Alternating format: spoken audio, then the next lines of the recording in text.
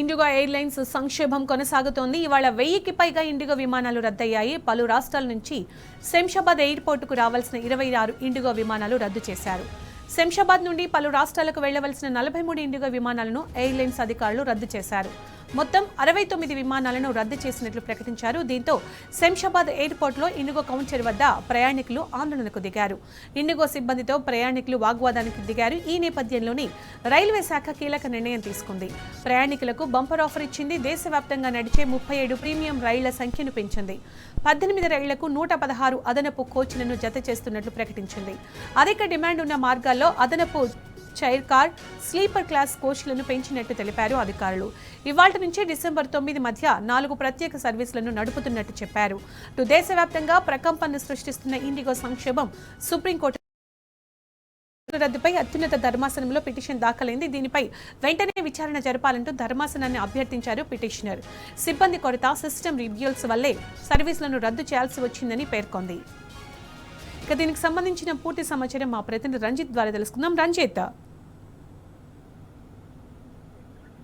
IndiGo సంస్థ చేసినటువంటి తప్ప లేదంటే డీసీజీ చేసిన తప్ప కానీ దాదాపు ప్రయాణికులందరూ కూడా ఇబ్బందులు పడే పరిస్థితి అనేది కూడా కనబడుతుంది. ముఖ్యంగా చూసుకున్నట్లయితే దాదాపు 4 రోజుల సంక్షోభంలో దాదాపు 1000 మంది ప్రయాణికులు కూడా ఇబ్బందులు పడ్డ పరిస్థితులు అనేది కూడా దాదాపు దేశవ్యాప్తంగా ఉన్నాయి. ముఖ్యంగా చూసుకున్నట్లయితే దాదాపు ఒక్కరోజు మాత్రమే 1000 కొద్ది ఫ్లైట్లని రద్దు చేయడంతో పాటు ప్రయాణికులందరూ కూడా తీవ్రమైన అసమస్థలో కూడా ఇబ్బంది పెట్టిన పరిస్థితి కనబడుతుంది. ముఖ్యంగా చూసుకున్నట్లయితే హైదరాబాద్ నుంచి ఉదయం 9 గంటల ప్రాంతంలో దాదాపు 69 ఫ్లైట్లను కూడా రద్దు చేస్తున్నట్లు కూడా ఏదైతే ఇండిగో యాజమాన్యం ఉందో అది ఆల్రెడీ ప్రకటించిన తర్వాత కూడా మధ్యాహ్నం 1 గంట ప్రాంతంలో దాదాపు హైదరాబాద్ శంషాబాద్ ఎయిర్పోర్ట్కి వచ్చినటువంటి విమానాలు కావచ్చు, హైదరాబాద్ నుంచి వెళ్లే విమానాలు కావచ్చు, మొత్తానికి చూసుకున్నట్లయితే 144 విమానాలను కూడా రద్దు చేస్తున్నట్టుగా ప్రకటించింది. మొత్తానికి ఏదైతే డీజీసీ ఇచ్చినటువంటి నియమాలు ఉన్నాయో దానితో పాటుగా వచ్చేసి వర్కింగ్ అవర్స్ అనేది కూడా వాళ్ళకు రెస్ట్ అవర్స్ ని 48 అవర్స్ కు పెంచడంతో పాటుగా ఇబ్బందులు పడ్డటువంటి పైలట్లు కావచ్చు, పైలట్ లో పాటుగా ఏదైతే ప్రయాణికులు ఉన్నారో వీళ్ళందరి వల్ల కూడా డీజీసీ చేసినటువంటి తప్పు కావచ్చు, దాంతో పాటుగా ఇండిగో యాజమాన్యం చేసిన తప్పులకు కూడా ప్రయాణికులు అనేది ఇబ్బందులు పడే పరిస్థితి అనేది కూడా క్లియర్ గా అర్థమైపోయింది.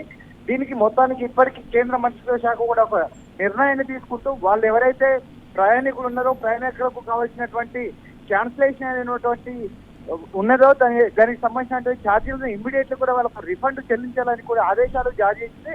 ఆదేశాల మేరకు కూడా ఇండిగో యాజమాన్యం కూడా దానికి సంబంధించిన క్యాన్సిలేషన్ తర్వాత వారు ఏ అకౌంట్ నుంచి అయితే అమౌంట్ పే చేశారో అదే అకౌంట్ కూడా రిఫండ్ తక్షణం అయ్యే విధంగా కూడా ఏర్పాటు చర్యలు తీసుకుంటామని చెప్పారు. దీంతో పాటుగా రాష్ట్ర ప్రభుత్వం చూసుకున్నట్లయితే శంషాబాద్ ఎయిర్పోర్ట్ లో నుంచి ఒకవైపు విజయవాడ కావచ్చు, మరోవైపు కడప కావచ్చు, దాంతో పాటుగా బెంగళూరు, ముంబై పోతే ఇతర చెన్నైకి సంబంధించినటువంటి బస్సులను కూడా అవైలబుల్ గా పెట్టేసి అక్కడ నుంచి తగ్గింపు ఛార్జీలతో పాటుగా ట్రాన్స్ఫర్ చేసే విధంగా ఉంది. దీంతో పాటుగా వచ్చేసి రైల్వే శాఖ కూడా దాదాపు హైదరాబాద్ నుంచి ఒకవైపు చెర్లపల్లి కావచ్చు, మరోవైపు సికింద్రాబాద్ నుంచి దాదాపు 10 రైళ్లను ఏసీ కంపార్ట్మెంట్లతో పాటుగా వచ్చేసి వాళ్ళకు వెసులుబాటు కల్పించే విధంగా కూడా చేసింది. మొత్తానికి ఈ 4 రోజులలో వీళ్ళు చేసినటువంటి వ్యవహారంలో కూడా ప్రయాణికులు కావచ్చు, తల్లిదండ్రులు కోల్పోయిన పిల్లలతో పాటుగా హాస్పిటల్కు వెళ్ళవలసిన వాళ్ళు కావచ్చు, ఇతర దేశాలకు వెళ్ళవలసిన వ్యక్తులు కూడా చాలా మంది బాధపడ్డారనే పరిస్థితులు అనేది కూడా 4 రోజుల్లో కూడా కనబడుతుంది. Sunitha, thank you Ranjith.